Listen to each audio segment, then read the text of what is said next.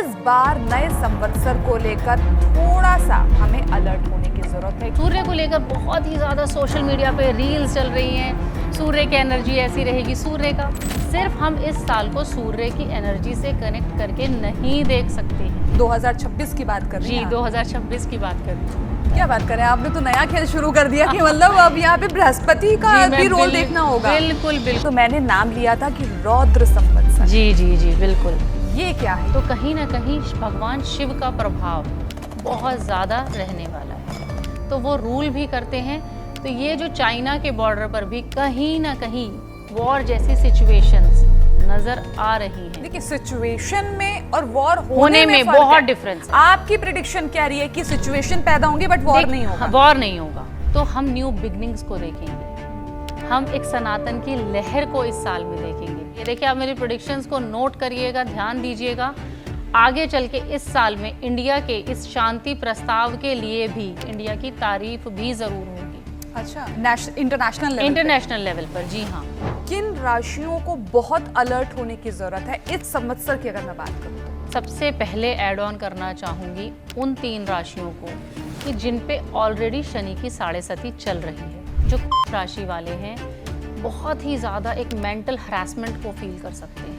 एक और मैं प्रेडिक्शंस अपने व्यूअर्स को देना चाहूँगी आपके चैनल के माध्यम से कि कहीं ना कहीं जिसके साथ भी पैसा दें, इन्वेस्ट करें, बहुत सोच समझ के डिसीजन लें, क्योंकि पैसा खराब होने का, पैसे का नुकसान होने का बहुत ज़्यादा योग है। अच्छा, तो बहुत संभलने की जरूरत है। आप देखते हैं ना, सिंगल डे की प्रेडिक्शंस आती हैं। आज के समय में किसके पास इतना टाइम है कि कोई बैठ के एक दिन की या एक वीक की प्रेडिक्शंस निकाल रहा है? मैं इसको बिल्कुल भी नहीं मानती। यानी कि ये जितने लोग बोल रहे हैं सब आपका ये चक्कर नहीं है कि फटाफट से डाला लैपटॉप पे और प्रिंट आउट निकल गया? ये मेरा चक्कर नहीं है। हाँ।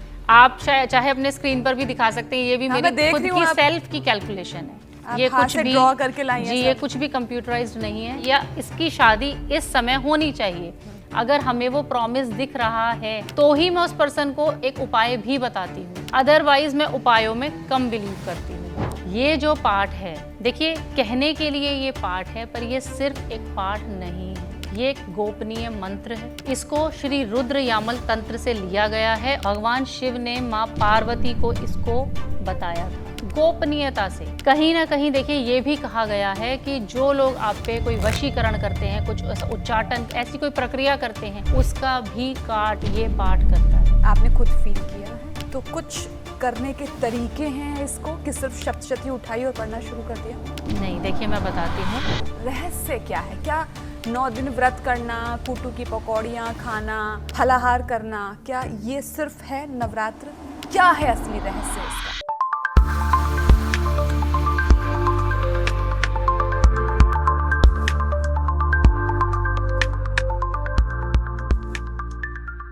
नमस्कार, स्वागत है आप सभी का संस्कार टॉक्स में और मैं हूं आपके साथ नेहा सर्वेश शुक्ला। आज इस पॉडकास्ट में हमारे साथ मौजूद हैं एक ऐसी गेस्ट जिनसे हम बात करेंगे हिंदू संवत्सर को लेकर, क्योंकि आप जानते हैं कि अगर हम हिंदू कैलेंडर से बात करें तो हमारा नया साल शुरू होता है जब चैत्र महीने का पहला दिन होता है और उसी दिन होता है नवरात्र का पहला दिन, और तभी से माना जाता है हमारा नया संवत्सर का प्रारंभ। और इस बार नए संवत्सर को लेकर थोड़ा सा हमें अलर्ट होने की जरूरत है, क्योंकि माना जा रहा है कि ये रौद्र संवत्सर है। अब रौद्र का मतलब तो आप समझते हैं, भगवान शिव का भी हमने रौद्र रूप देखा है। तो क्या वाकई में ये रौद्र संवत्सर हमारे लिए कहीं ना कहीं नेगेटिव रहने वाला है? और इसके साथ ही साथ माँ भगवती की साधना करने के विशेष दिन भी शुरू हो रहे हैं। तो जो भी माँ भगवती को मानते हैं, माँ भगवती के जो साधक हैं, वो इस पॉडकास्ट को बहुत ध्यान से सुने। हमारे साथ मौजूद हैं एस्ट्रोलॉजर आचार्य नेहा सोलंकी जी, जिन्होंने एस्ट्रोलॉजी में PhD भी की हुई है।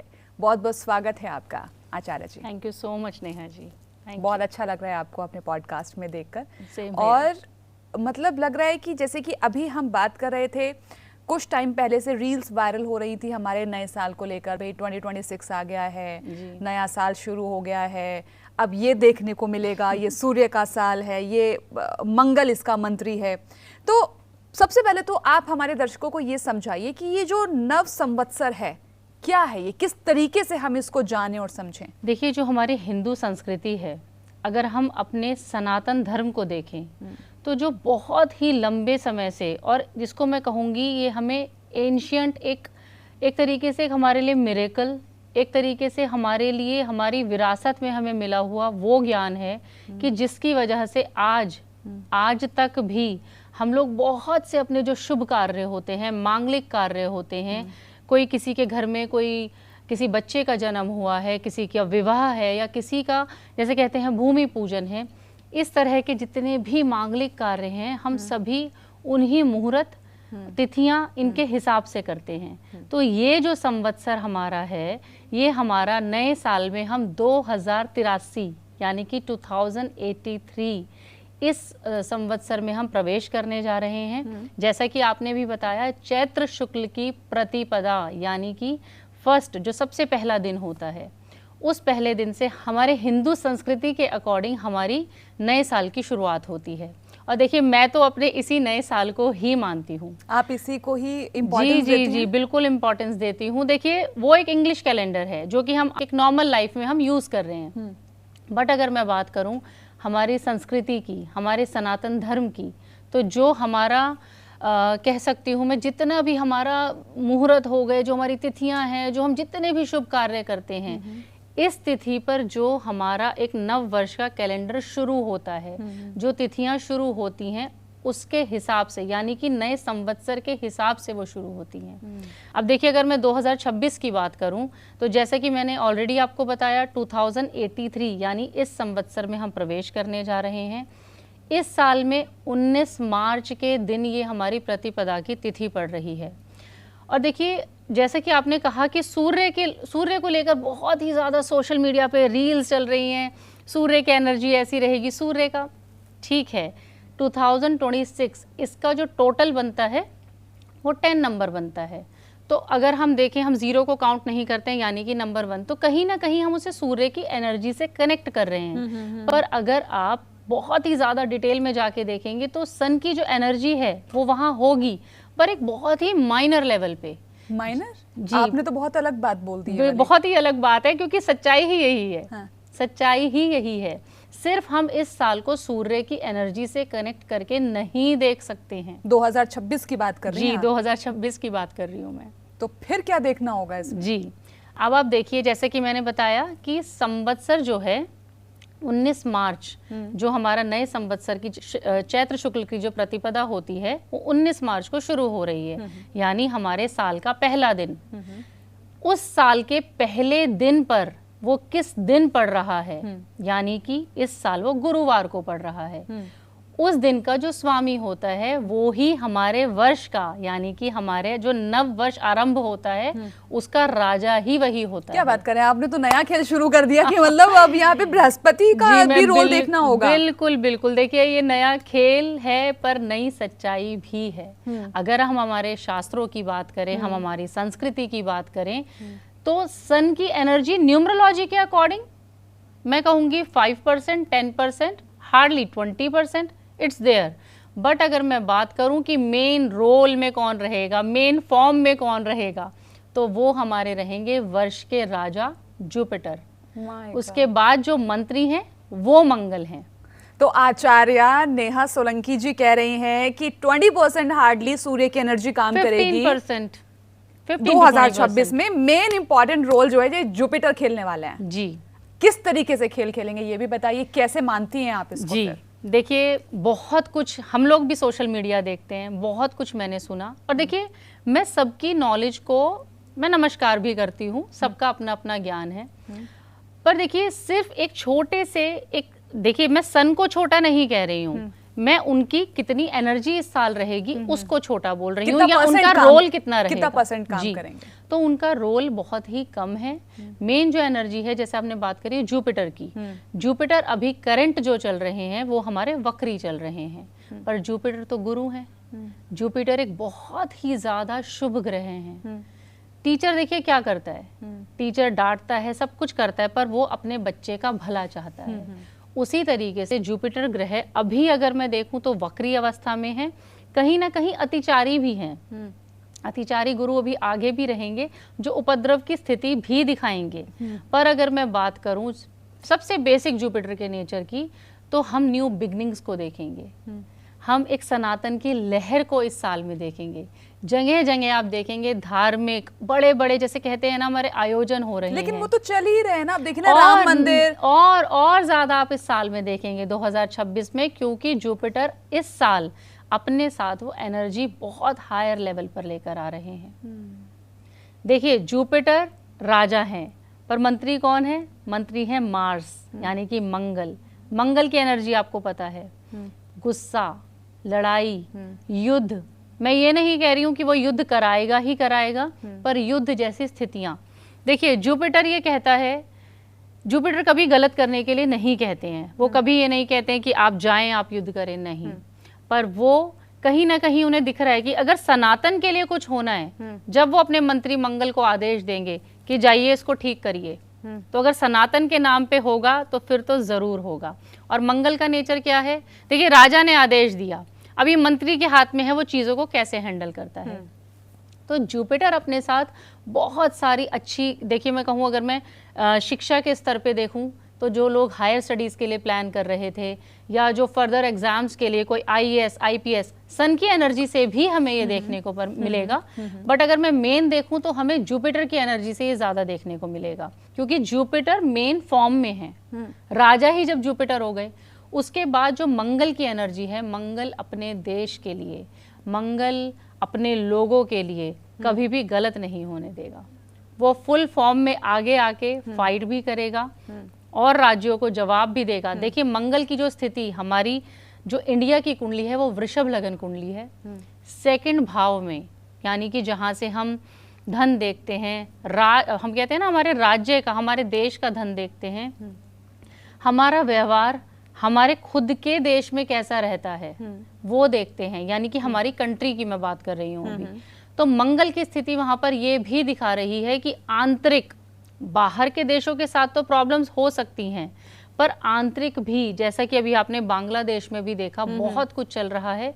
ये चीज़ें भी आगे धीरे धीरे फरवरी, मार्च, अप्रैल आप देखेंगे ये चीज़ें भी और ज़्यादा प्रॉब्लमेटिक होती हुई नज़र आ रही हैं। पर फिर भी मैं कहूँगी वॉर जैसी स्थिति मुझे नहीं दिखती है। कहीं ना कहीं देखिए, सूर्य का प्रभाव है, कहीं ना कहीं मंगल का प्रभाव है। तो जैसे कहते हैं ना, अग्निकांड, विस्फोटक स्थितियां, कहीं ना कहीं कोई वॉल्केनो का बर्स्ट होना, कहीं ऐसी एनर्जी भी मैं कह सकती हूँ कि एक खून खराबे जैसी स्थिति दिखती है। पर वहीं जुपिटर जो राजा हैं, वो शांति के प्रस्ताव भी लाते हुए दिख रहे हैं। इंडिया अपने साथ गलत नहीं होने देगा, पर आगे बढ़ के, और इस चीज़ के लिए देखिए, आप मेरी प्रेडिक्शंस को नोट करिएगा, ध्यान दीजिएगा। आगे चल के इस साल में इंडिया के इस शांति प्रस्ताव के लिए भी, या और कंट्रीज़ को एक अच्छे वे में सपोर्ट करने के लिए भी, इंडिया की तारीफ भी ज़रूर होगी। अच्छा, इंटरनेशनल लेवल पर, जी हाँ। तो देखिए, कहीं ना कहीं मुझे लग रहा है इंटरनल, जो हमारे खुद के राज्य हैं, वहाँ पर भी मुझे कहीं ना कहीं परेशानियां नज़र आ रही हैं, क्योंकि समय ऐसा है। पर जुपिटर बहुत सारी चीज़ों को संभालते हुए भी नज़र आ रहे हैं, क्योंकि भारत तो खुद ही विश्व गुरु है, और जिस देश के आगे गुरु लग गया हो, और प्लस जुपिटर का साथ, जुपिटर का साल है। तो वही मैंने कहा, देखिए, शिक्षा के स्तर पर हम बहुत अच्छा करेंगे। एक और मैं प्रेडिक्शंस अपने व्यूअर्स को देना चाहूँगी आपके चैनल के माध्यम से, कि कहीं ना कहीं अंतरिक्ष से रिलेटेड, चाहे वो हमारा नासा हो या ऐसी जो भी हमारी फाउंडेशंस बनी हुई हैं, कहीं ना कहीं हम बहुत अच्छा अंतरिक्ष से रिलेटेड भी बहुत अच्छा आगे हम बढ़ेंगे, और कुछ ना कुछ ऐसी, कहते हैं ना, एक अचीवमेंट्स भी हम इस फील्ड में हासिल करेंगे इस साल। जी, तो ये जो साल है, मैं कहूँगी एक तरीके से मिक्स रिजल्ट्स देने वाला है। दुश्मनों पर, यानी कि जो हमारी नेबरिंग कंट्रीज़ हैं, उन पर भारी रहने वाला है। सो ओवरऑल मिला के मैं इसको एक मिक्स साल मानती हूँ। और जैसा कि मैं ये देख रही हूँ, लोग जगह जगह कह रहे हैं युद्ध तो होकर रहेगा। देखिए, मैं किसी भी प्रेडिक्शन को गलत नहीं कह रही हूँ। मैं ये कहती हूँ कि युद्ध जैसी कंडीशंस बन सकती हैं, जैसा कि चाइना के बॉर्डर पर। जी हाँ, ये भी प्रेडिक्शन मैं कहना चाहूँगी, मैं अपनी कैलकुलेशन के बेस पर बात करती हूँ। तो ये जो चाइना के बॉर्डर पर भी कहीं ना कहीं वॉर जैसी सिचुएशंस नजर आ रही हैं। देखिए सिचुएशन में और वॉर होने में फर्क बहुत है। डिफरेंस है। आपकी प्रिडिक्शन क्या रही है कि सिचुएशन पैदा होंगे बट वॉर नहीं होगा? वॉर नहीं होगा। एक कोल्ड वॉर हो सकती है, एक ट्रेड वॉर होती हुई नजर आ रही है। ट्रेड वॉर भी इस साल बहुत ज़्यादा ज़बरदस्त रह सकती है। पर मैं अगर ये कहूँ कि हम बहुत ज़्यादा जाकर फील्ड में लड़ रहे हैं, ऐसा नहीं है। हाँ, मैं ये कह सकती हूँ कि हो सकता है कि मोदी जी सब पर बहुत ज़्यादा भारी रहें, बहुत ही ज़्यादा स्ट्रॉन्ग डिसीजंस के साथ वो आगे बढ़ें। क्योंकि देखिए गलत, जैसे कि मैंने कहा, मार्स की एनर्जी भी है। इसी तरीके से हमारे नरेंद्र मोदी जी की लगन में मंगल स्वग्रही बैठे हुए हैं और मंगल की महादशा उनकी चल रही है। तो एक व्यक्ति होता है जो सिर्फ लाइटली डिसीजंस लेता है, वो लाइट डिसीजन लेते हुए नज़र नहीं आ रहे हैं। बहुत स्ट्रांगली वो आगे अपने देश को हेड करेंगे। और अगर आप इसके बारे में जानना चाहते हैं तो मैं और भी बहुत कुछ बता सकती हूँ, पर पहले आप बताइए। नहीं, खैर आपने ये तो एक नया ही जो है पासा खोल दिया, यहाँ पे नए पत्ते आपने खोल दिए कि सूर्य का रोल बहुत कम रहने वाला है, बृहस्पति का रोल बहुत ज्यादा रहने वाला है। तो खैर ये तो आपकी प्रिडिक्शन आने वाले वक्त में हम खुद देखेंगे कि कितनी सटीक बैठ रही हैं। फिलहाल यहाँ पर जब मैंने प्रोग्राम की शुरुआत की थी तो मैंने नाम लिया था कि रौद्र संवत्सर। जी जी जी बिल्कुल। ये क्या है, ये रौद्र संवत्सर का क्या नया जो है रोल? देखिए जो हमारे संवत्सर होते हैं, देखिए सबसे पहले तो मैं अपने आपके जो चैनल के माध्यम से लोगों को एक क्लैरिटी देना चाहती हूँ कहीं ना कहीं, कि सबसे पहले डरिए मत। इतना कुछ सुन के, नेगेटिव सुन के डरने की ज़रूरत नहीं है। देखिए जो रौद्र संवत्सर है, बिल्कुल सही कहा आपने, रौद्र अपना प्रभाव ज़रूर दिखाएगा। क्योंकि देखिए रौद्र क्या है, रौद्र रूप यानी कि भगवान शिव का रौद्र रूप, पर वो वहाँ दिखाएगा। और देखिए संहार करना भी उन्हीं के हाथ में है, ये हमारे हाथ में नहीं है। कहीं ना कहीं मंगल की एनर्जी को लेकर, कहीं ना कहीं सूर्य की एनर्जी को लेकर, ये एक, मैं कहूँगी एक तरीके से मिथ लोगों में क्रिएट किया जा रहा है। और ये भी है कि रौद्र जो संवत्सर होता है वो भी अपना प्रभाव देता है, पर वो कहाँ देगा, जहाँ पर गलत चीज़ें होंगी। ऐसा नहीं है कि हम बिन बात के ही आगे जाके फाइट करने लग जाएंगे या युद्ध करने लग जाएंगे, नहीं। देखिए कहते हैं ना, गलत चीज़ को सहना भी नहीं चाहिए। तो उस तरीके से रौद्र का प्रभाव हमें वैसे देखने को मिल सकता है। पर अगर मैं कहूँ कि बहुत ज़्यादा नेगेटिविटी, लड़ाई झगड़ा, बिन बात के युद्ध, ऐसा नहीं है। पर जैसा कि मैंने कहा था, मंगल द्वितीय भाव में बैठे हुए हैं, तो हमें अपने देश के राज्यों में भी संभाल कर चलना चाहिए। क्योंकि देखिए बांग्लादेश और ऐसे और भी राज्य हैं जहाँ मुझे चीज़ें खराब होती हुई दिख रही हैं, पर कहीं ना कहीं जुपिटर फिर आके संभाल लेंगे। देखिए जैसे मंगल का प्रभाव दिख रहा है, तो क्योंकि मंगल द्वितीय भाव में बैठा है यानी कि कुटुंब भाव में बैठा है, तो देश के अपने राज्यों में आंतरिक, जैसा कि बांग्लादेश में सिचुएशन दिख रही है, ऐसे और भी जगह पे आपसी मतभेद होते हुए बहुत ज़्यादा दिख रहे हैं। कहीं ना कहीं देखिए मैं लोगों को अपने इसके थ्रू मैं ये भी मैसेज देना चाहती हूँ कि एक भेड़ चाल में चलने से बचें। कुछ आप सोशल मीडिया पर गलत देख रहे हैं, उसको आगे शेयर करने से बचें। क्योंकि देखिए जब एक चीज़ ऐसी हम देखते हैं तो ये कहीं ना कहीं सांप्रदायिक दंगों को बढ़ाने में हेल्प करता है। तो ऐसी चीज़ों से भी बचें, क्योंकि इस साल ऐसी एनर्जी हमारी आम जनता में भी देखने को मिलेगी। एक बात मुझे थोड़ा सा आपसे जानना है, जैसे कि ये जो नव संवत्सर है, क्या इनको भी कोई ना कोई देवता रूल करते हैं? जी, हर संवत्सर को अलग देवता रूल करते हैं। इस बार कौन से देवता रूल कर रहे हैं? जी देखिए, जैसे कि मैंने बताया रौद्र, तो कहीं ना कहीं भगवान शिव का प्रभाव बहुत ज़्यादा रहने वाला है, तो वो रूल भी करते हैं। रौद्र रूप, वो देखिए भगवान शिव रौद्र रूप कभी भी ऐसे नहीं दिखाते हैं कि वो अपने ध्यान में बैठे हैं और वो रौद्र रूप में आ गए, नहीं।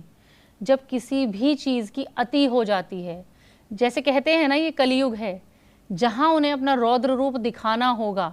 क्योंकि मैंने कहा गुरु भी अतिचारी हैं। गुरु अतिचारी का अर्थ ये होता है कि जब जो हमारे जुपिटर ग्रह हैं वो अपनी एक नॉर्मल स्पीड से एक्स्ट्रा स्पीड में, जितनी स्पीड में उनको एक राशि कवर करनी चाहिए उस स्पीड में वो 3-4 राशियां कवर कर रहे हैं। तो गुरु अतिचारी के प्रभाव भी अच्छे नहीं होते हैं। लोग कह रहे हैं सूर्य की एनर्जी से ही हो रहा है, सूर्य की एनर्जी बहुत कम है। यहाँ पर जुपिटर और मार्स की एनर्जी ज़्यादा काम करेगी, बट स्टिल जुपिटर का नेचर है चीज़ों को संभाल के लेके चलना, अपनी जनता को एक केयर के साथ लेके चलना। तो जहाँ चीज़ें बहुत ज़्यादा खराब होती हुई दिखेंगी वहीं जुपिटर ग्रह आके उन्हें संभालेंगे भी, उपद्रव भी देंगे, जहाँ ज़रूरत है वहाँ देंगे। मतलब मिला जुला टाइप का रहने जी वाला जी है जी, कुछ ना मिला कुछ। जुला टाइप। अच्छा, अब यहाँ पर मुझे आपसे मैं अगर राशियों को लेकर यहाँ पर बात करूँ तो बहुत हम सब राशियों पे नहीं जाएंगे, लेकिन इन शॉर्ट में ये ज़रूर जानना चाहूँगी किन राशियों को बहुत अलर्ट होने की ज़रूरत है इस संवत्सर की अगर मैं बात करूँ तो। देखिए, जैसे आपने कहा कि किन राशियों को अलर्ट रहने की ज़रूरत है, तो इसमें मैं सबसे पहले ऐड ऑन करना चाहूँगी उन 3 राशियों को कि जिन पे ऑलरेडी शनि की साढ़े सती चल रही है।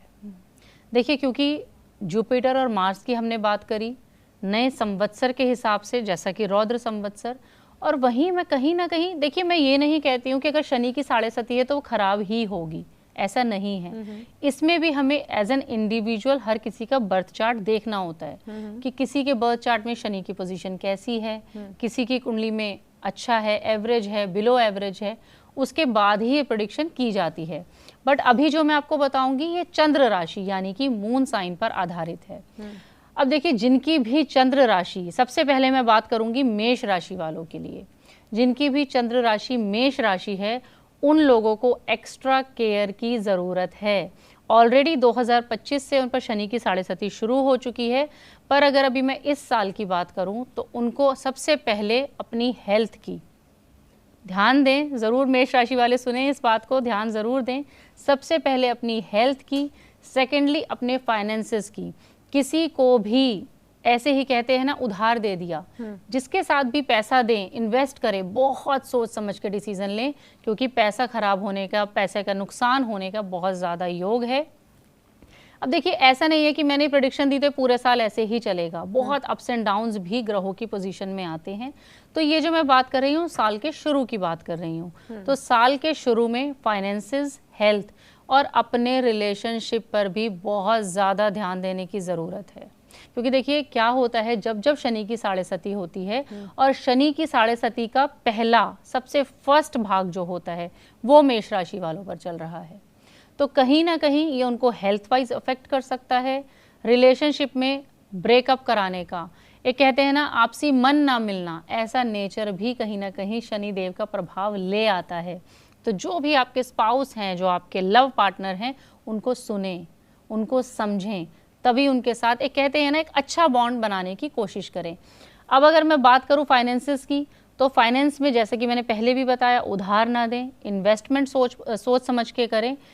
लॉन्ग टर्म में इन्वेस्ट करते हुए मुझे अच्छा दिख रहे हैं कि अगर ये लॉन्ग टर्म के लिए इन्वेस्ट करते हैं, इनको अच्छे बेनिफिट्स मिल सकते हैं। कहीं ना कहीं देखिए, कहने के लिए शनि की साढ़े सती है, पर अगर गोचर के हिसाब से आगे चल के ये अगर अपना रियल एस्टेट में या शेयर मार्केट में थोड़ा बहुत हिस्सा अगर ये इन्वेस्ट करते हैं तो इनको बेनिफिट्स हो सकते हैं, बट वो आफ्टर 6 मंथ्स इन्हें करना है, उससे पहले इन्हें ऐसा डिसीजन नहीं लेना है। चलिए जी, अब उसके बाद हम बात करेंगे कुंभ राशि की। देखिए, कुंभ राशि पर जो चल रहा है सबसे आखिरी, यानी कि जिसको बोलते हैं सबसे आखिरी का भाग साढ़े सती का चल रहा है, खत्म होने वाली है, मतलब खत्म होने वाली है। पर फिर भी मैं कहूँगी, देखिए जो कुंभ राशि वाले हैं बहुत ही ज़्यादा एक मेंटल हरासमेंट को फील कर सकते हैं। जी अच्छा, हाँ जी, देखिए मैं उसका रीज़न बताती हूँ। कुंभ राशि यानी कि 11 नंबर लगन में यहाँ पर उनके राहु ग्रह गोचर कर रहे हैं। राहु का यहाँ मस्तिष्क या इस लगन यानी हमारी ओवरऑल पर्सनैलिटी, हमारा चेहरा, हमारा मस्तिष्क, इस जगह जब राहु ग्रह आते हैं तो बहुत ही ज़्यादा टेंशन, बहुत ही ज़्यादा irritation, health issues, stomach related health issues, बहुत बार डिप्रेशन, एंजाइटी, इस तरीके की चीज़ें भी ले आते हैं। तो सबसे पहले जो हमारे कुंभ राशि वाले हैं, चाहे 5 मिनट करें, मेडिटेशन करना शुरू कर दें। उनके लिए ये बहुत बहुत अच्छे बेनिफिट्स लेकर आएगा, क्योंकि कहीं ना कहीं यहाँ पे राहु बैठ के उनको मेंटल हरासमेंट ज़रूर दे सकता है। अच्छा, तो बहुत संभलने की ज़रूरत है। बहुत संभलने की ज़रूरत है। फाइनेंसेस इनके अच्छे रह सकते हैं। अच्छा, फाइनेंसेस अच्छे रहेंगे, पर फिर भी सोच समझ के डिसीजन लें।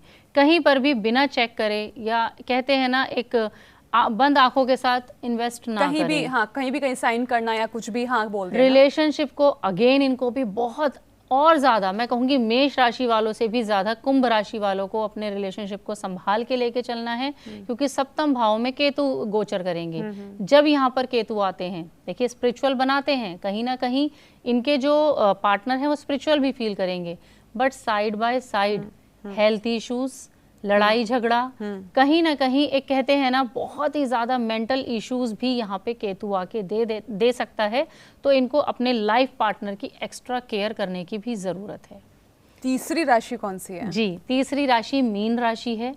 और देखिए मीन राशि की अगर मैं बात करूं, जैसा कि अभी हम इतनी देर से बात कर रहे थे कि जो हमारे संवत्सर की जो कुंडली बनती है 19 मार्च को, देखिए एक हमारी देश की कुंडली होती है, एक हमारी इंडिविजुअल की कुंडली होती है, एक हमारे नए साल पर भी कुंडली बनती है, जो कि हम उसको बहुत ज़्यादा मानते हैं, प्रेफरेंस देते हैं। तो उसमें मीन राशि यानी मीन लगन उदित हो रहा है। उस मीन लगन में शनि भी आ गए हैं, उस मीन लगन में सूर्य की पोजीशन भी अभी 1-2 महीने बाद, 2-3 महीने बाद आ जाएगी। सूर्य आ गए, 2-3-4 ग्रह इस तरीके से आकर स्थित हैं 19 मार्च को, कि जिसके लिए मैं मीन राशि वालों को बोलूँगी कि वो आज से अभी से ही अपने आप को एक स्ट्रॉन्ग हेडेड पर्सन की तरह लेकर चलें, लोगों की बातों में ना आए, मेडिटेशन ज़रूर शुरू करें, क्योंकि देखिए हो सकता है इस समय वो बहुत ही ज़्यादा एक मेंटल लेवल पर, जैसा कि मैंने मेष राशि वालों के लिए भी कहा था, पर यहाँ मीन राशि वालों के लिए भी ये चीज़ें टफ रहने वाली हैं। देखिए टफ क्या होता है मैं आपको समझाती हूँ। पर्टिकुलर समय के लिए 2 महीने के लिए, 3 महीने के लिए वो समय आया, तो वो 2-3 महीने के लिए वो बहुत ज़्यादा परेशान फील करेंगे। उसके बाद एक एवरेज ग्रह की दशा आई या एवरेज ग्रह का उस हाउस में गोचर हुआ, तो वो नॉर्मल भी फील करते हैं। तो कोई भी प्रेडिक्शंस, जितनी भी प्रेडिक्शंस आप ये सोशल मीडिया पे सुनते हैं, ऐसा नहीं है कि वो पूरे साल की एक्यूरेट प्रेडिक्शन है।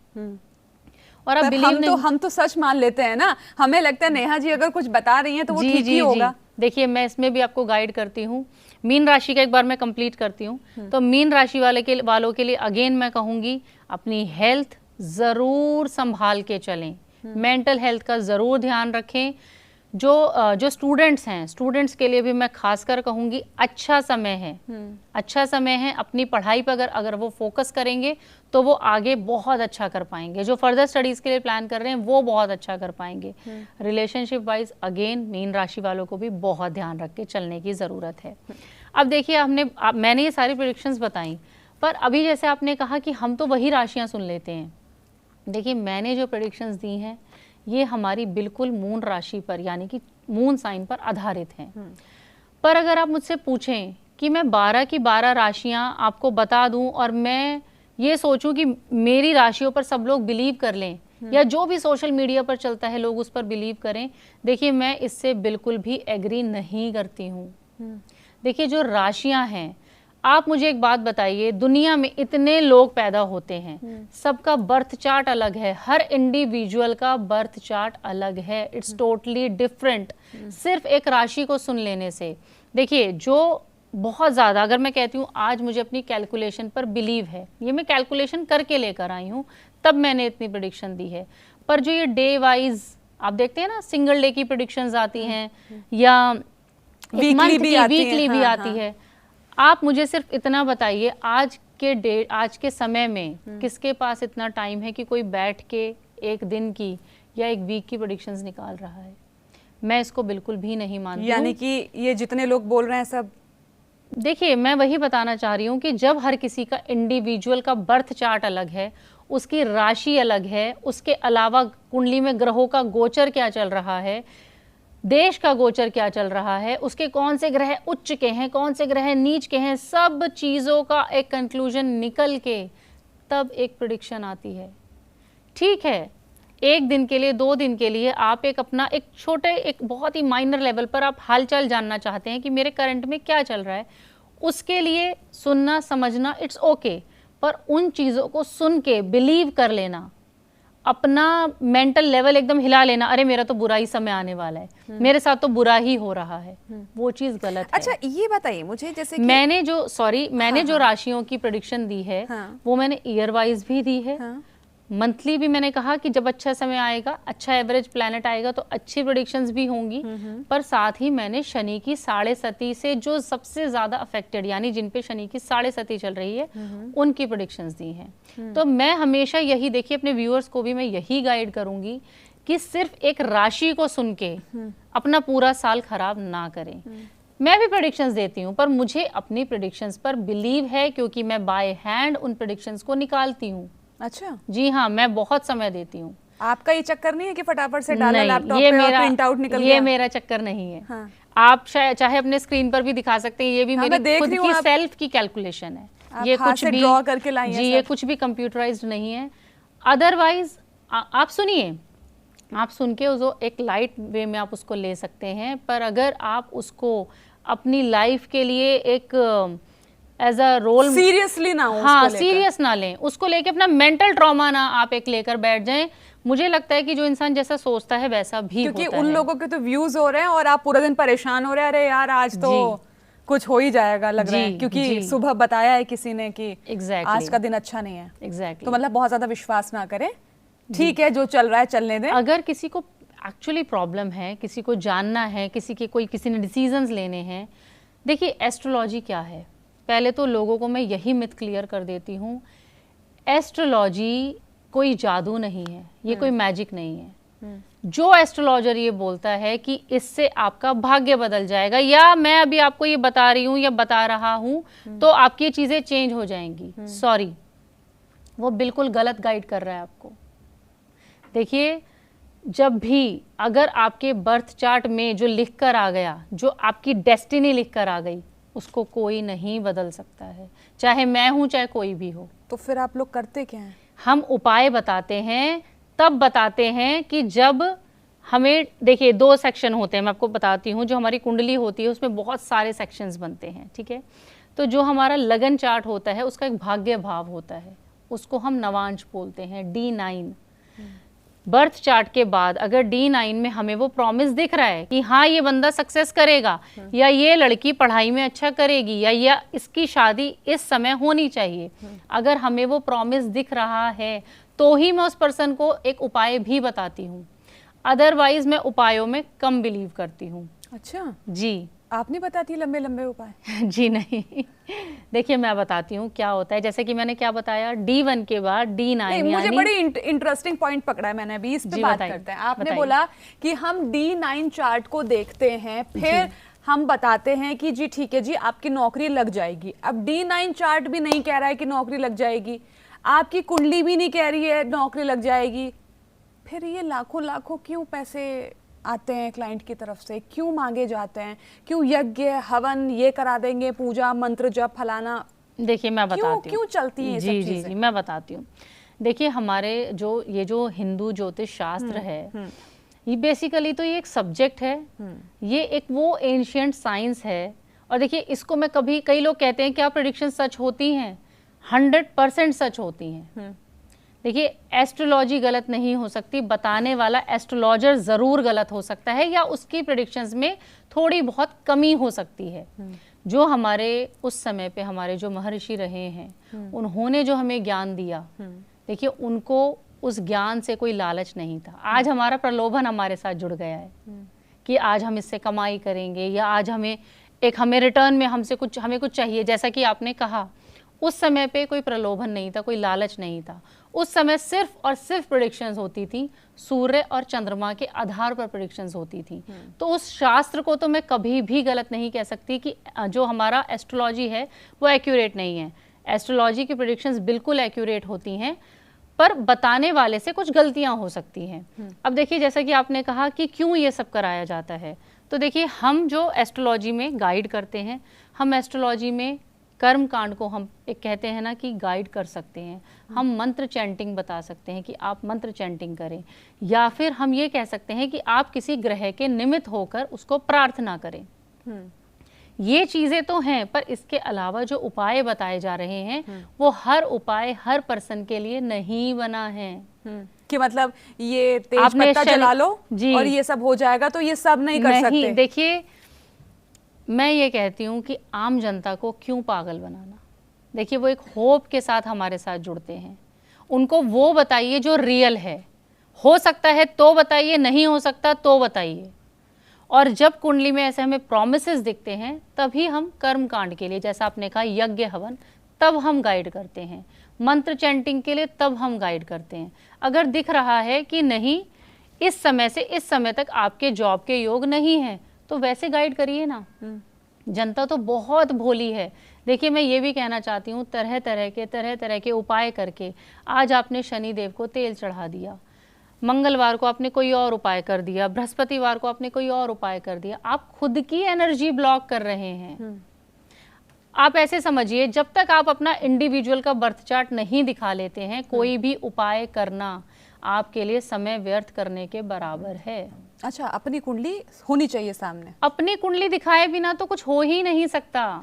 एक बात मुझे और बताइए, जैसे कि मान लीजिए मैं हूँ, तो मुझे कितनी बार साल में आपके पास आना चाहिए कि आप जरा मेरी कुंडली का प्रेडिक्शन कर दीजिए? जी देखिए, अगर मान लीजिए आपकी लाइफ में आप कोई बहुत बड़ा डिसीजन लेना चाहते हैं, वो डिसीजन आपकी शादी का हो सकता है, कोई हायर स्टडीज़ का हो सकता है, कोई बच्चे का हो सकता है, बिजनेस, जॉब, इस तरीके का। अगर कोई बहुत बड़ा मेजर डिसीजन आप लेना चाहते हैं, मैं ये नहीं कह रही हूँ कि आप भाग्य बदलवाने मेरे पास आएँ, मैं कह रही हूँ सिर्फ गाइडेंस लेने आप मेरे पास आएँ कि क्या मुझे इस समय में ये चीज़ करनी चाहिए, क्या मुझे इस समय में डिसीजन लेना मेरे लिए फ्रूटफुल रहेगा या नहीं रहेगा। अगर मुझे दिख रहा होगा कि हाँ चांसेस आर देयर, तो मैं आपको बोलूँगी yes you should go ahead. या फिर आप इस भगवान जी की पूजा करें, या फिर आप ये मंत्र चैंटिंग करें, क्योंकि जो हम चैंट करते हैं वो यूनिवर्स में जाता है और वही हमें रिटर्न बैक होता है। मैं लॉ ऑफ अट्रैक्शन में बहुत बिलीव करती हूँ। अब कितनी बार आना चाहिए? सपोज अगर आपके किसी लंबे मतलब मान लीजिए शनि की 19 साल की महादशा चल रही है, आप गए, आपको मैंने गाइड किया आप ऐसे ऐसा करें, या आप ये मंत्र चैंटिंग कर लें, उसके बाद आप उसको कर रहे हैं पर आपको रिजल्ट नहीं आ रहा, तो आप मेरे पास आके मुझसे दोबारा मिल सकते हैं। मैं आपको दोबारा भी बहुत ही अच्छे तरीके से गाइड करूंगी। पर दोबारा विजिट का रीज़न क्या बनता है? रीज़न बनता है बहुत बार हमारे दशाओं में अंतर आना, हमारी दशाएं बदलती हैं। बहुत बार अच्छा समय चलते चलते नेगेटिव लाइफ में कुछ ना कुछ होने लगता है, तो कहीं ना कहीं वो दशाओं के बदलने से भी होता है। अच्छा, अगर आपको ऐसा चेंज अपने पास लग रहा है, आपको फील हो रहा है कि मेरी लाइफ में कुछ स्टेबिलिटी नहीं आ रही, कुछ अच्छा नहीं आ रहा है, तो आप मुझे दोबारा आके कंसल्ट कर सकते हैं। अदरवाइज मैंने अगर आपको एक पर्टिकुलर समय के लिए, ईयर के लिए, 6 मंथ्स के लिए अगर मैंने प्रेडिक्शंस दे दी हैं, तो आपको जल्दी से मेरे पास दोबारा आने की कोई नीड नहीं है। अच्छा, वो सब कुछ ऑलरेडी एक साथ मिल जाता है। जी। अब आप मुझे एक बात बताइए, अब यहाँ पर क्योंकि हम नव संवत्सर को बात करते हैं, तो जब नव संवत्सर की बात होती है तो हम शक्ति की उपासना को भूल ही नहीं सकते हैं। जय माता दी। ये तो आपने मतलब शुरू करते ही मेरा फेवरेट, मैं कहूँगी मेरे दिल के बहुत करीब। जी, मैं माता रानी को बहुत मानती हूँ। इतना फेवरेट है तो प्लीज आप हमें बताइए कि इन दिनों में ये जो शक्ति की उपासना से इस दिन की शुरुआत होती है, नव संवत्सर की मैं बात कर रही हूँ, रहस्य क्या है? क्या 9 दिन व्रत करना, कूटू की पकौड़ियाँ खाना या फलाहार करना, क्या ये सिर्फ है नवरात्र? क्या है असली रहस्य इसका?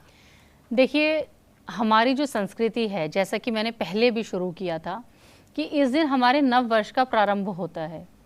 तो इस दिन को हम सिर्फ, जो हमें एंशियंट टाइम से जो ज्ञान मिला है, मैं उसकी बात कर रही हूँ, इस दिन को हम सिर्फ नव वर्ष का प्रारंभ नहीं मानते हैं, हम ये भी मानते हैं कि इस दिन हमारी सृष्टि की भी रचना हुई।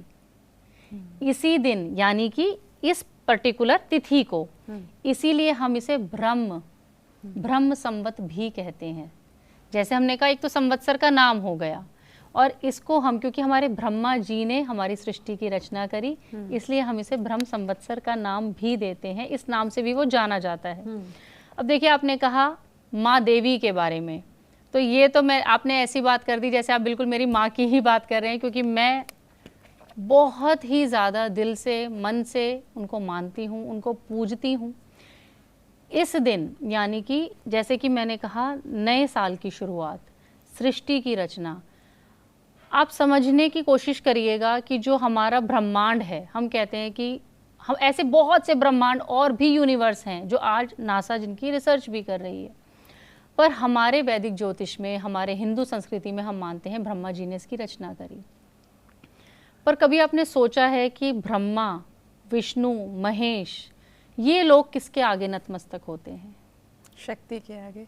ये लोग नतमस्तक होते हैं उस शक्ति के आगे, उस डिवाइन पावर के आगे। उस डिवाइन पावर के बिना ये यूनिवर्स होना, ये हमारा जीवन होना या कुछ भी होना व्यर्थ था और पॉसिबल ही नहीं था। तो मैं शक्ति को इसीलिए, क्योंकि सृष्टि की रचना हुई, सृष्टि की रचना कहीं ना कहीं हमारी माँ शक्ति के द्वारा भी हुई है, इसलिए भी इस दिन से हम अपने जो चैत्र के जो हमारे नवरात्रे होते हैं उनका प्रारंभ भी इसी दिन से होता है, क्योंकि ये न्यू एनर्जी को दिखाता है, न्यू बिगनिंग्स को दिखाता है, हमारे साल के कि हम अपने साल को एक शुभ दिन से शुरू कर रहे हैं, शुभता के साथ शुरू कर रहे हैं। जब हम माँ के आशीर्वाद के साथ इस साल की शुरुआत करते हैं, देखिए मैं ये नहीं कहती हूँ कि सबका साल अच्छा ही जाता है या सबका साल बुरा ही जाता है, पर कहीं ना कहीं हमारा विश्वास जो हमारी माँ के साथ जुड़ा हुआ है वो हमें इस साल में या मैं कहूँगी किसी भी साल में एक प्रॉस्पेरिटी देता है, घर में सुख लेकर आता है, शांति लेकर आता है, नए वैभव को भी लेकर आता है। यहाँ पर लेकिन एक सबसे इम्पॉर्टेंट सवाल ये भी होता है ना, देखिए चाहे मैं कितना भी बुरे से बुरा काम कर लूं या अच्छे से अच्छा काम कर लूं, हर इंसान ये चाहता है कि माँ 9 दिनों में तो आएंगी ही आएंगी। बिल्कुल आती हैं, बिल्कुल आती हैं। विश्वास होता है ना मन में। बिल्कुल। तो मुझे थोड़ा सा कैटेगराइज करके बताइए कि किन लोगों को आप ये कहने वाली हैं कि ये मत करना, माँ रूठ जाएंगी, माँ नहीं आएंगी। और अच्छा। माँ को अपने कौन से बच्चे नहीं अच्छे लगते? देखिए मेरा आंसर आपसे थोड़ा डिफरेंट होगा। हाँ। देखिए माँ तो माँ है, आप समझिएगा ज़रूर इसको। हाँ। माँ माँ है, माँ के लिए अपने सभी बच्चे बराबर। कैसे भी हों, इतनी पूजा कर रहे हैं, इतनी कर रहे हैं, नहीं कर रहे हैं, कम नालायक कर रहे भी हैं, हो, नालायक भी हो, वो भी बराबर है। हमारी जो दुर्गा सप्तशती है, दुर्गा सप्तशती का जो हम पाठ हम करते हैं नवरात्रों में, दुर्गा सप्तशती में एक पाठ दिया गया है जहाँ पर ये बताया गया है, वो कहते हैं, मार्कंडेय जी बोलते हैं कि क्या वो लोगों को ये ज्ञान देने के लिए ये बताया गया है कि माँ असुरों का संहार क्यों करती है। देखिए माँ को ज़रूरत नहीं थी, देवी माँ को कभी ज़रूरत नहीं थी शस्त्रों की, वो शस्त्रों से उन्हें मार रही हैं, वो ये सब करें, नहीं, सिर्फ अपनी एक दृष्टि मात्र से माँ उनको भस्म कर सकती थी। बिल्कुल, सिर्फ दृष्टि मात्र से, इतनी शक्ति हमारी माँ में है।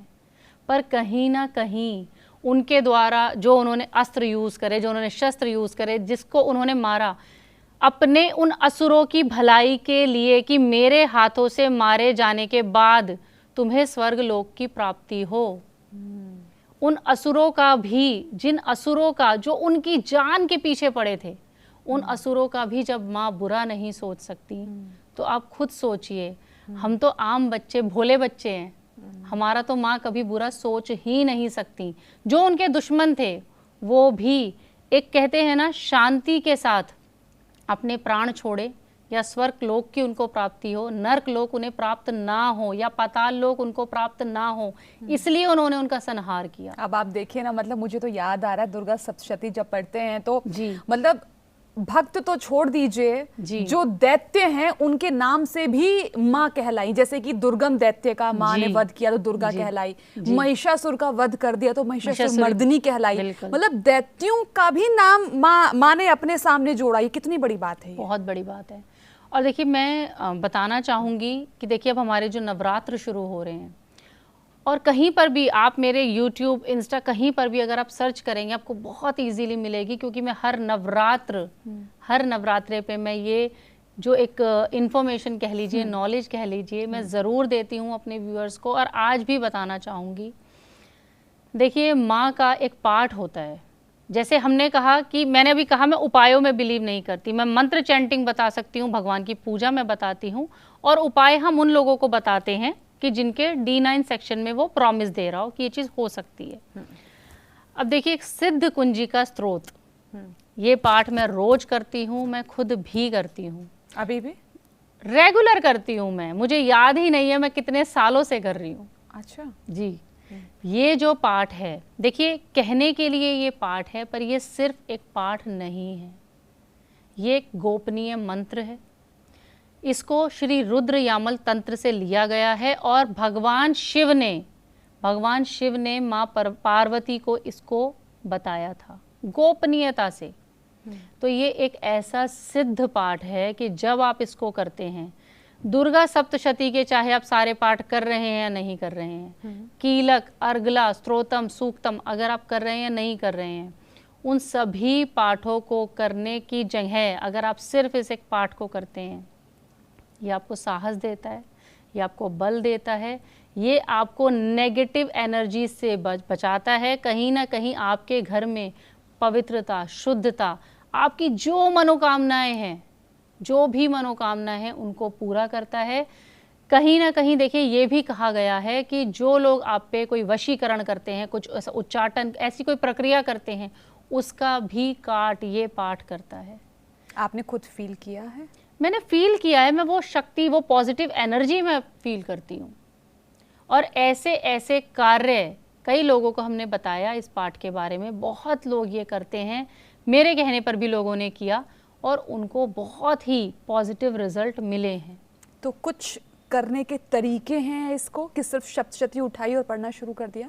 नहीं, देखिए मैं बताती हूँ, इसको कोई करने का ऐसा कोई अलग से तरीका नहीं है। दुर्गा सप्तशती में ही ये पाठ दिया होता है। जिन लोगों के लिए कंफर्टेबल हो, जो मंत्र उच्चारण संस्कृत में अच्छे से कर सकें, वो इसे संस्कृत में करें।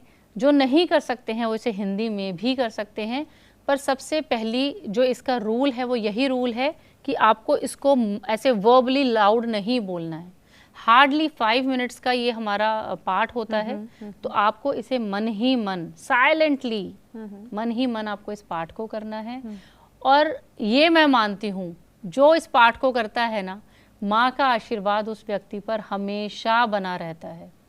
एक कहा गया है कि जैसे कहते हैं ना, कोई व्यक्ति जब जंगल में खो जाता है, किसी ऐसी भयानक जगह पर खो गया जहाँ वो अकेला है और कोई उसके पास नहीं है, जब आप इस पाठ को करते हैं ना, वो शक्ति आपको उस खाली अकेले जंगल में भी प्रोटेक्ट करती है।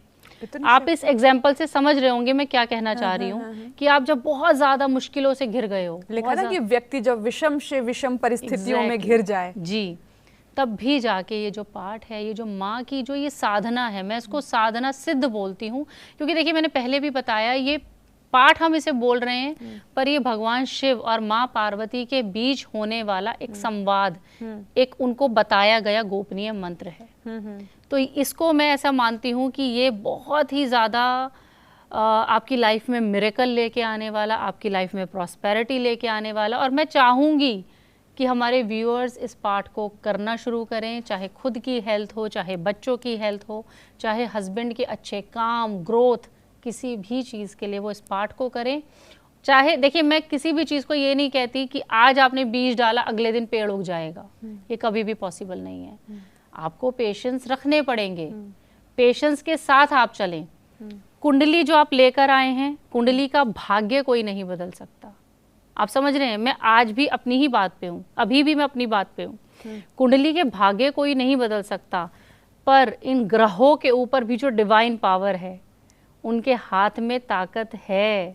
वो आपके कर्मास देख रहे हैं कि वो आपके लिखे गए, जो आपकी डेस्टिनी लिख गई है, उसमें थोड़ा सा प्लस माइनस कर सके। आपके लिए जो बहुत बुरा होना लिखा है, हो सकता है आपकी साधना से, आपके मंत्रोच्चारण से उस नेगेटिविटी में थोड़ा सा बेटर इफेक्ट आ जाए। एक छोटा सा सवाल मेरा यहाँ पर ये है, क्योंकि ऐसा माना जाता है कि जो हमारे देवता हैं वो सिर्फ संस्कृत की भाषा समझते हैं। जी, तो अभी आपने कहा कि आप इसको नॉर्मल जो हिंदी में भी है दुर्गा सप्तशती, क्योंकि काफी हमारी गीता प्रेस गोरखपुर की पुस्तक है जिसमें संस्कृत है, नीचे हिंदी में भी उसका डिटेल्स दी हुई है। तो हिंदी पढ़ना इज नॉट सो इफेक्टिव जितना संस्कृत का लाभ मिलता है, ऐसा है? देखिए मैं बताती हूँ, इसको भी मैं क्लियर करती हूँ। हमारे जो देवों की जो भाषा थी, या जो है, मैं कहूँगी वो हमारे साथ ही हैं, वो संस्कृत भाषा है। तो जब हम संस्कृत में उच्चारण करते हैं तो संस्कृत भाषा उनको पसंद है या प्रिय है, आप ऐसे कह सकते हैं। तो उससे हम और ज़्यादा जल्दी कनेक्ट कर पाते हैं। पर अगर संस्कृत में हमसे त्रुटियाँ हो रही हैं, हमसे गलतियाँ हो रही हैं, हम कुछ की बजाय कुछ और प्रोनाउंस कर रहे हैं। तो ऐसे मंत्रोच्चारण को भी करने का या ऐसे पाठ को करने का कोई फायदा नहीं है। फायदा जो भी है, चाहे आप अपने मन की शांति के लिए कर रहे हैं, वो मन की शांति कैसे प्राप्त होगी अगर हम गलत ही कर रहे हैं।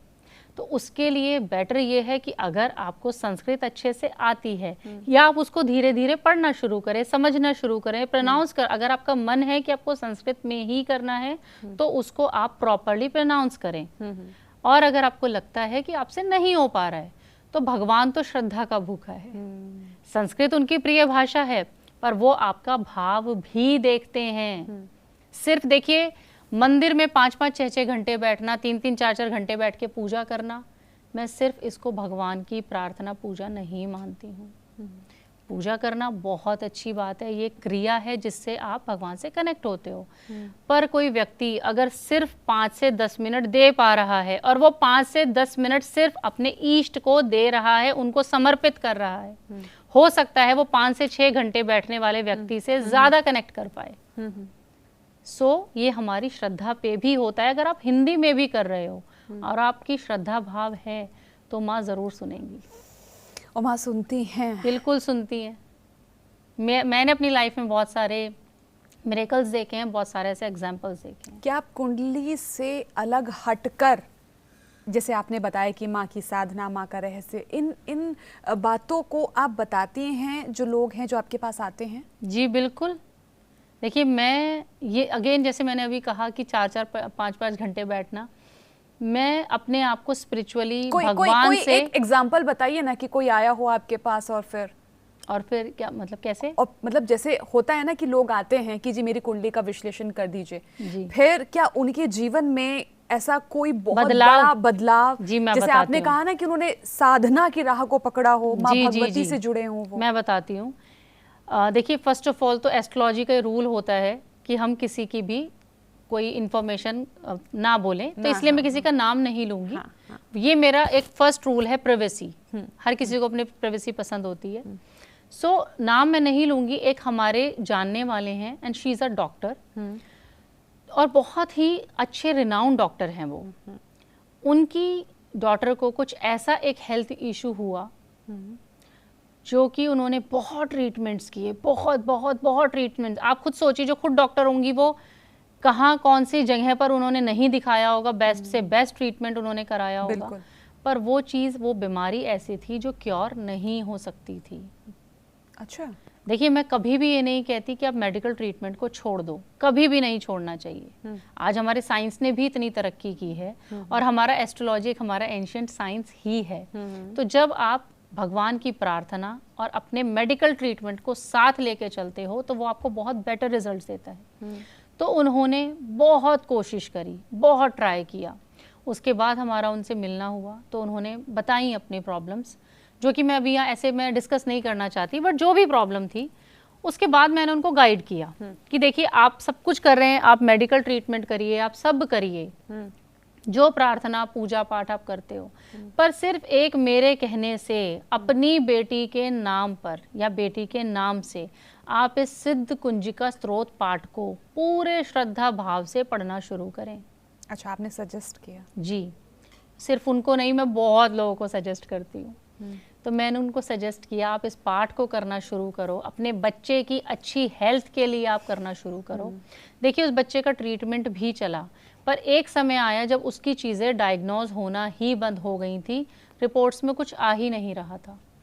अच्छा। जी, प्रॉब्लम थी, पर फिर वो बढ़ती चली गई। आप ऐसे समझ लीजिए कि वो चीज़ क्यों बढ़ रही है, क्या रीज़न है, कोई मेडिसिन उस पर काम नहीं कर रही थी। और उसके बाद जब वो जो मैम हैं, जो डॉक्टर मैम है, वो मुझे मिली, उन्होंने, देखिए, इस चीज़ ने समय लिया, इस चीज़ ने 1 से 1.5 साल लिया। उन्होंने बोला कि नेहा जी, एक समय आया कि जब मेरा सब चीज़ों पर से विश्वास उठ गया, कोई मेडिसिन मेरे बच्चे को नहीं लग रही थी, कोई भी ऐसी चीज़, कुछ निकल के ही नहीं आ पा रहा था, कुछ हल ही नहीं हो पा रहा था, पर सिर्फ एक चीज़ थी जो मैंने नहीं छोड़ी, सिर्फ एक चीज़ थी, और वो था मेरी माँ का सिद्ध कुंजिका पाठ या मेरी माँ की आराधना। आज मैं मानती हूँ कि अब भले ही उसको धीरे धीरे धीरे उसकी रिकवरी हुई, बट आफ्टर 1.5 ईयर आज मैं कह सकती हूँ वो प्रॉपर हेल्दी फिट बच्चा है, सिर्फ सिद्ध कुंजिका स्तोत्र से। जी। देखिए जब उन्होंने ट्रीटमेंट लिया तब उन्होंने ट्रीटमेंट भी लिया होगा, पर उसके बाद जब उनकी सारी होप लूज पड़ती चली गई, सब कुछ खत्म होता चला गया, उन्होंने अपना विश्वास नहीं छोड़ा, उन्होंने अपना विश्वास माँ में ख़त्म, अपनी आस्था ख़त्म नहीं करी। तो एक समय आया जब ट्रीटमेंट्स भी वो स्टॉप कर चुकी थी, पर उसके बाद उनको उनका ये मानना है कि मुझे किसी ने कुछ नहीं दिया, किसी ट्रीटमेंट ने या किसी चीज़ ने कुछ नहीं दिया, मुझे जो दिया मेरी माँ ने, इस पाठ ने दिया। एक विश्वास बढ़ गया, विश्वास बढ़ गया, और कहीं ना कहीं उस बच्चे की दशा में भी इम्प्रूवमेंट हो रही थी। अच्छा एक बात और बताइए, जैसे इसको करने से पीछे, क्योंकि हमारी हर पूजा में संकल्प बहुत बड़ा रोल प्ले करता है, जी। शुरू करें संकल्प के साथ या ऐसे ही शुरू कर दें? देखिए जब अगर आपकी कोई ऐसी प्रॉब्लम है, कोई मनोकामना है, तब आप संकल्प के साथ करें। अगर आप चाहते हैं, आप अपने मन की शांति के लिए कर रहे हैं, घर की जस्ट प्रॉस्पेरिटी के लिए कर रहे हैं, या एक नॉर्मल एक वेल बीइंग के लिए आप कर रहे हैं, तो उस समय आप इसको एक नॉर्मली भी शुरू कर सकते हैं। और अगर मन में कोई आपने ऐसा कुछ एम है, हेल्थ हो गई, फाइनेंसेस हो गए, कोई विशेस हो गई, तब आप इसको अपने नाम से या जिसके लिए कर रहे हैं उसके नाम से संकल्पित होकर फिर इसको करें। चलिए, बहुत बढ़िया आपने जानकारी दी है ये सिद्ध कुंजिका स्तोत्र को लेकर, और आई एम श्योर कि हमारे बहुत सारे दर्शक शायद इस अच्छे काम को, क्योंकि जब हमें कोई ईश्वर से जोड़ता है ना, तो शायद वो कहीं ना कहीं एक सुप्रीम पावर है जो हमें खुद से जोड़ना चाहती है। मुझे लगता है कि शायद नेहा जी वो सुप्रीम पावर से जोड़ने का एक माध्यम है, और वो मुझे लगता है वाइब्रेशन हम लोगों को पकड़ लेनी चाहिए।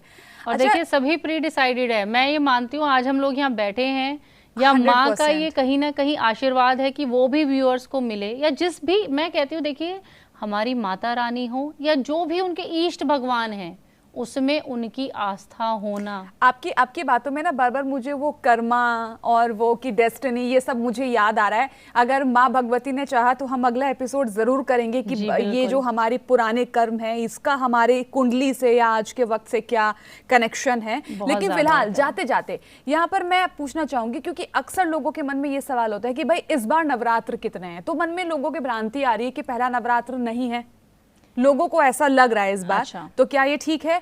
और 9वें नवरात्र का भी क्षय हो रहा है, क्योंकि 9वीं को भगवान श्री राम का जन्म हुआ था, तो ऐसा माना जा रहा है पहला नवा नवरात्र। देखिए थोड़ा सा मुझे लगता है कहीं ना कहीं कंफ्यूजन है।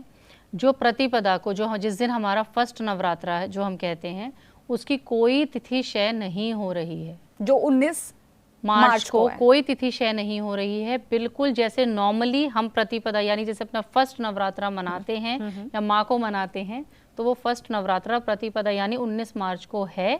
और कोई तिथि ऐसी कोई भी कंफ्यूजन रखने की भी ज़रूरत नहीं है। बहुत बार लोग परेशान भी हो जाते हैं, कंफ्यूज हो जाते हैं कि क्या ऐसा कुछ है। ऐसा कुछ भी नहीं है, कोई तिथि क्षय नहीं हो रही है। और अगर इन केस तिथि क्षय होती, लोग इसको लेके भी बहुत कुछ मिथ क्रिएट कर देते हैं। अगर ऐसी कोई तिथि होती, क्षय हो रही होती, तो वो भी कोई, मैं उसको अमंगल नहीं देखती हूँ, ऐसा कोई अशुभ वो नहीं होता है। पर इस साल की अगर हम बात करें तो कोई तिथि क्षय नहीं हो रही। 9 के 9 नवरात्र हैं जी। मतलब जैसे कहते हैं ना, हमारे यहाँ पे हम सुनते आ रहे हैं कि नवरात्रों का घटना अच्छा नहीं होता, बढ़ना अच्छा होता है, तो आप इसमें बहुत ज्यादा बिलीव नहीं करते हैं? नहीं, देखिए मैंने कहा कि अगर कई लोग कहते हैं कि क्या पहली तिथि क्षय हो रही है, कई बार उसको लेके लोग एक नेगेटिव इमेज बना लेते हैं कि क्या ये कहीं कुछ अमंगल तो नहीं हो रहा है, कोई अशुभता तो नहीं आ रही है। देखिए तिथि क्षय होना, या हम कहते हैं कि नवरात्रों का घटना बढ़ना, कहीं ना कहीं देखिए इम्पैक्ट तो डालता है। पर अगर मैं पहले नवरात्र की या प्रतिपदा तिथि की बात करूं कि अगर वो क्षय हो भी रही होती, तो वो कोई अमंगल में काउंट नहीं होता है। नहीं होता है। चलिए, प्रोग्राम हमारा वाइंड अप की ओर है, तो अभी तक कोई उपाय नहीं बताया आपने इस पूरे पॉडकास्ट में, तो क्या जाते जाते कुछ बताएंगी आप उपाय लोगों को? जी बिल्कुल बताऊंगी। पर देखिए जो मैंने सिद्ध कुंजिका स्त्रोत के बारे में बताया है, वाह, उससे ऊपर सुपर उपाय, उससे ऊपर कुछ हो नहीं सकता। पर फिर भी मैं अपने व्यूअर्स को कहना चाहूंगी, जो कि मैं हमेशा कहती हूँ, आप बहुत जगह इसको सुन भी लेंगे, कि देखिए उपाय वो करिए कि जिससे आपका और सामने वाले का भला हो। आपका चाहे भले ही बाद में हो, पर सामने वाले का भला होना चाहिए, चाहे वो कोई गरीब व्यक्ति हो या प्रकृति हो। इस साल के लिए मैं कहना चाहूँगी, स्पेशली जुपिटर का साल है। जुपिटर यानी कि गुरु ग्रह हमारे इस साल राजा हैं, जुपिटर जो होते हैं हमारी कुंडली में धन, संपत्ति, प्रॉस्पेरिटी, ऐश्वर्य, आपकी संतान, शादी, इन सभी के कारक, और शिक्षा, उसको तो हम भूल ही नहीं सकते, इन सभी के कारक गुरु ग्रह होते हैं। देखिए, तरह तरह के उपायों में मैं बहुत ज़्यादा बिलीव नहीं करती हूँ, पर ये मुझे ऐसा लगता है कि ये उपाय मैंने खुद एक अपने मन से बनाया है और लोगों को इससे रिजल्ट मिला है, और ये लोगों को करना चाहिए। देखिए, बृहस्पतिवार के दिन, जिनको समय हो वो बृहस्पतिवार के दिन जाएं, और जिनके पास अगर समय नहीं है तो हफ्ते में एक दिन ज़रूर निकालें या महीने में एक दिन निकालें, वृद्धा आश्रम जाएं। वृद्धा आश्रम जाएं, जो वहाँ पर बूढ़े बड़े लोग हैं, देखिए वो सभी गुरु का कारक हैं। उनको मिलें, उन्हें समय दें, उनको पूछें। देखिए, कहते हैं ना कि किसी को भी दिया हुआ जो समय होता है, उससे प्यारा गिफ्ट आप किसी को नहीं दे सकते हैं। वो बड़े बूढ़े वो लोग हैं जो कहीं ना कहीं परेशान हैं, अपने परिवारों से परेशान हैं, या उनको सुनने समझने वाला कोई नहीं है। जब आप उनको मिलेंगे, उनको सुनेंगे, समझेंगे, अगर आप अफोर्ड भी कर पाएँ तो उनके लिए आप कुछ दान भी कर सकते हैं, जो भी आप करना चाहें। तो उनको दिया गया समय, उनको उनकी सुनी गई बातें, उनके मन की परेशानी, ये उपाय का काम करेंगे, बिल्कुल उपाय का काम करेंगी।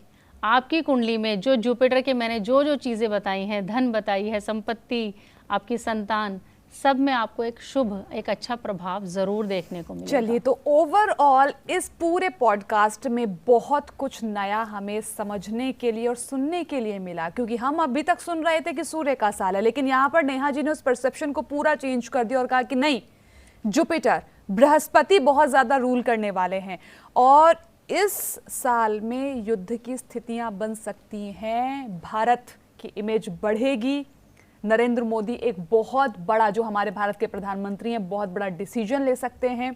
इसके साथ ही साथ और भी काफ़ी सारी प्रेडिक्शंस इन्होंने की हैं, तो प्रेडिक्शन आने वाले वक्त में सही होंगी या नहीं होंगी, ये तो आने वाला वक्त ही बताएगा। इस पॉडकास्ट को लेकर आपकी क्या राय है, आप एक कमेंट बॉक्स में हमें ज़रूर कमेंट कर सकते हैं। और अगर आप नेहा जी से मिलना चाहते हैं, आप चाहते हैं कि अपनी कुंडली का विश्लेषण आप करवाएं, प्रेडिक्शन आप अपनी चाहते हैं, या कोई भी XYZ जो आपको गाइडेंस चाहिए, तो कॉन्टैक्ट्स नंबर हम लोगों ने शेयर किए हुए हैं, आप डायल कर सकते हैं। Neha ji, thank you so much for joining us. बहुत बहुत मज़ा आया आपसे बात करके। सेम है, मुझे भी बहुत अच्छा लगा। नमस्कार। थैंक यू, नमस्कार।